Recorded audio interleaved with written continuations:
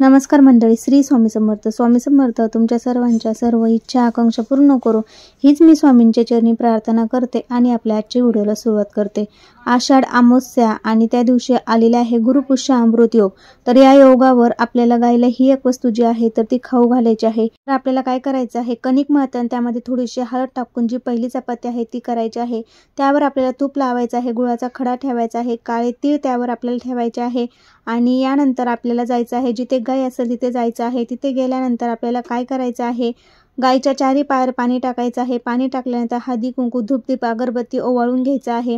गायला आपल्याला प्रदक्षिणा घालायची आहे. प्रदक्षिणा घालण्या अगोदर जी चपाती आपण आणलेली आहे ती चपाती गायला खाऊ घालायची आहे आणि त्यानंतर 11 प्रदक्षिणा गायला मारायच्या आहे आणि प्रदक्षिणा झाल्यानंतर आपली काय मनामध्ये जी इच्छा आहे ती पूर्ण होण्यासाठी प्रार्थना करायची आहे. अशा प्रकारे आषाढ अमावस्या आणि गुरुपुष्य अमृत योग हा एकत्र आल्यामुळे तुम्ही गायला आवर्जून ही एक वस्तू खाऊ घाला.